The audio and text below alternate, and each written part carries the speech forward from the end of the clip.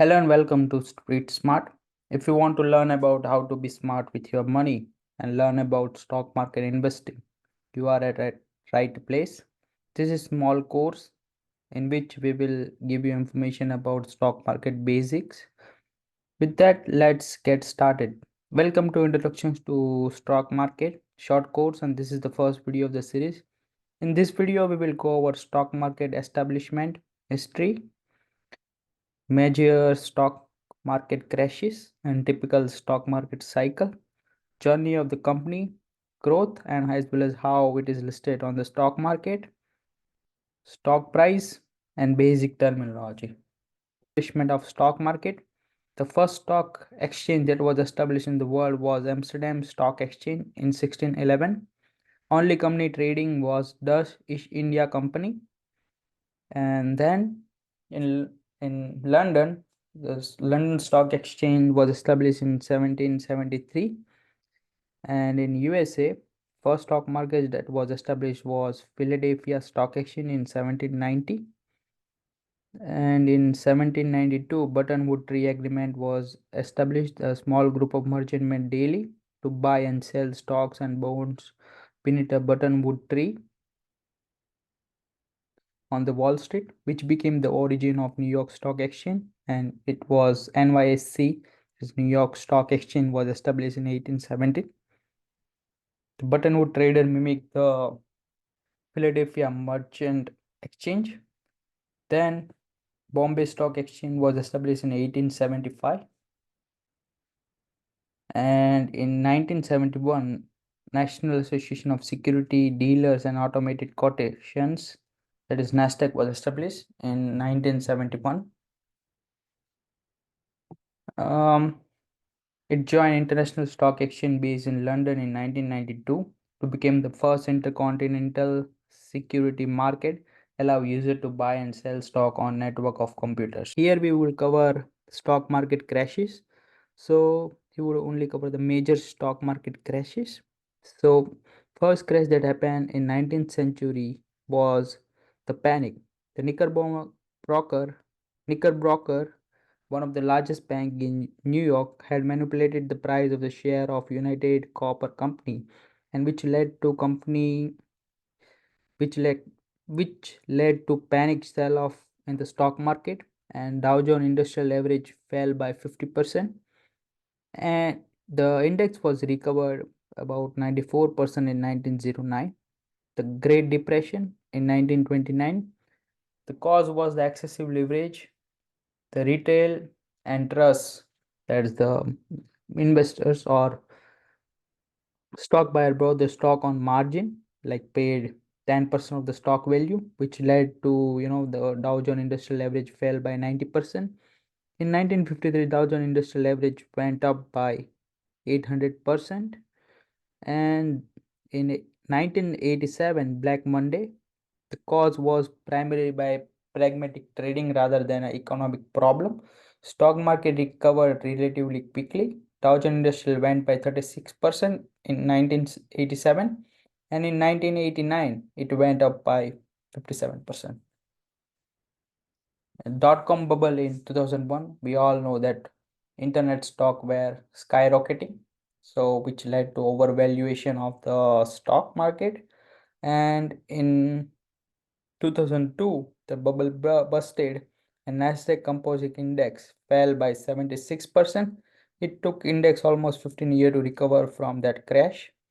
And in 2008, the financial crisis, which was mainly due to the mortgage debt, 50,000 industrial average fell by 54% in 2003. And in 2013, it went up by 57%. Then in 2020, due to coronavirus, uh, which led to a global pandemic and the stock market was crashed. S&P 500 fell by 34% and it was up by 62% in the end of 2020. After every major crashes, we see that market was able to bounce back from its lowest point. And if we see for past few decades, S&P 500 has given around 10% annual growth per year, which is very good.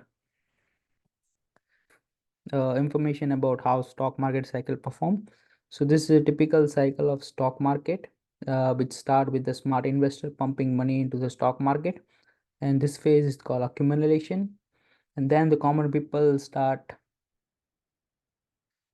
joining the rally, and this phase is called uptrend. The third phase is when the stock market start to get uniform and the price remains constant. Then downtrend or crash happens when the which lead to fear in the market and panic sell of the stock. Then after some time the market hits the lowest point and market starts to rebound back. Again cycle begins with the accumulation. So red line here shows the average of the stock price. It shows that it increases at a steady pace. Let's suppose we are in the bear market, which is 20% down from the peak price of the market index. We don't know that the lowest point which market is going to hit before it recovers. We only know that after every crash the market rebounds. So once the S&P 500 or other major index is down by 10 or more percent, then we should start investing in the stock market, and which will lead to lower the average buy price of our overall portfolio. Once the market starts recovering, we would be in a good position for next bull run. An investor uses strategy. They keep 30% or more of the total portfolio in the form of cash, and once the major cash happen, they start pumping the money. Here is the brief journey of the company growth, how the company grows. Any company listed on the stock market follows this journey. First, it's startup. Founder tries to solve a certain problem and company starts generating revenue. Then the expansion phase starts. It it is now trying to expand in different region. They go through series of funding rounds. Peak. They reach a peak point where they can grow their revenue due to new player entering in the market. From there, two things happen. First, they come up with the innovative idea, and renewal phase starts. From there, they get listed in the stock market where the retail investor can invest in that company. This does not mean if the company is listed in the public stock market, it will not get bankrupt in future. Second, it slowly goes like second probability is it slowly goes bankrupt. Stock market or stock price of many companies, how it fluctuate. It depends on the number of buyer and supplier present in the market. The red line shows is a supply line. Here you can see that low quantity the price would be low, and for high quantity the price would be high, and for demand it is inversely proportional. For low quantity price would be very high because if quantity is less, then people would be more willing to buy a certain product or good, and if quantity is too many, then there would be a less price because it is available uh, in a vast majority in quantity. And so stock price is defined by the intersection point between the supply and demand curve, as you can see. So here we'll go about basic terminology they use in stock market. Stock, the ownership in the company, is called stock. Initial public offering, when private company become a publicly traded company, is called IPO. Market cap, total value of the company. Authorized stock, max number of shares that a market is legally permitted to sell in the market. Number of share or total shares that are held by investor. And company executive is called share outstanding. Issued shares is share bought by the corporation. Float, number of share available to be traded by the public. The total income after taking taxes and expense into account that company made in the financial year is called net income.